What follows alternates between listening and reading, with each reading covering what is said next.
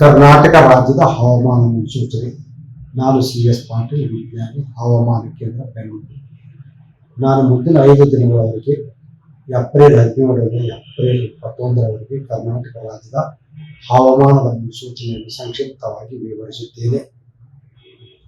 ಇಂದು ಕರಾವಳಿ, ಉತ್ತರ ಹಾಗೂ ದಕ್ಷಿಣ ಒಳನಾಡಿನಲ್ಲಿ ಕೆಲವು ಕಡೆ ಹಗುರವಾದ ಮಳೆಯಾಗಿದೆ. ಕೊಪ್ಪಳ, ಚಿಕ್ಕಮಗಳೂರು ಜಿಲ್ಲೆಯಲ್ಲಿ 2 ಸೆಂಟಿಮೀಟರ್, ಕೊಪ್ಪಳ 1 ಸೆಂಟಿಮೀಟರ್, ಮಂಗಳೂರಿನಲ್ಲಿ 1 ಸೆಂಟಿಮೀಟರ್ ಮಳೆಯಾಗಿದೆ. ಕಲಬುರಗಿಯಲ್ಲಿ ಗರಿಷ್ಠ ಉಷ್ಣಾಂಶ 43 degree Celsius, Bidar 41 degree Celsius, Raichur ಹಾಗೂ ವಿಜಯಪುರನಲ್ಲಿ 40 ಡಿಗ್ರಿ ಸೆಲ್ಸಿಯಸ್, ಬೆಂಗಳೂರಿನಲ್ಲಿ 36 ಡಿಗ್ರಿ ಸೆಲ್ಸಿಯಸ್, ಮಂಗಳೂರಿನಲ್ಲಿ ಗರಿಷ್ಠ ಉಷ್ಣಾಂಶ 35 ಡಿಗ್ರಿ ಸೆಲ್ಸಿಯಸ್ ದಾಖಲಾಗಿದೆ. ಈಗಿರುವ ಹವಾಮಾನದ ಸಿನಾಪ್ಟಿಕ್ ಸ್ಥಿತಿ ಎಂದರೆ ಕರ್ನಾಟಕದ ಒಳನಾಡಿನಲ್ಲಿ 0.9 ಕಿಲೋಮೀಟರ್ ಎತ್ತರದವರೆಗೆ ಟ್ರಫ್ ಇದೆ. ಇದರ ಪ್ರಭಾವದಿಂದ ಕರಾವಳಿ, ಉತ್ತರ ಹಾಗೂ ದಕ್ಷಿಣ ಒಳನಾಡಿನ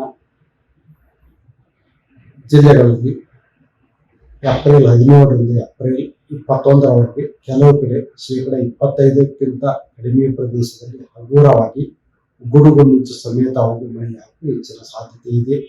ಕಲಬುರಗಿ ಹಾಗೂ ಯಾದಗಿರಿ ಜಿಲ್ಲೆಯಲ್ಲಿ ಗರಿಷ್ಠ ಉಷ್ಣಾಂಶ ಮುಂದಿನ ದಿನಗಳಲ್ಲಿ 42ರಿಂದ 44 ಡಿಗ್ರಿ ಸೆಲ್ಸಿಯಸ್, ಕನಿಷ್ಠ ಉಷ್ಣಾಂಶ 26ರಿಂದ 28 ಡಿಗ್ರಿ ಸೆಲ್ಸಿಯಸ್ ಹೆಚ್ಚಿನ ಸಾಧ್ಯತೆ ಇದೆ. ಬೀದರ್, ರಾಯಚೂರು, ವಿಜಯಪುರ, ಬಾಗಲಕೋಟೆ, ಕೊಪ್ಪಳ, ಗದಗ, ಬಳ್ಳಾರಿ, ವಿಜಯನಗರ ಜಿಲ್ಲೆಗಳಲ್ಲಿ ಗರಿಷ್ಠ ಉಷ್ಣಾಂಶ 39ರಿಂದ 41 ಡಿಗ್ರಿ ಸೆಲ್ಸಿಯಸ್, ಕನಿಷ್ಠ ಉಷ್ಣಾಂಶ 25ರಿಂದ 27 ಡಿಗ್ರಿ ಸೆಲ್ಸಿಯಸ್ ಇರುವ ಹೆಚ್ಚಿನ ಸಾಧ್ಯತೆ ಇದೆ.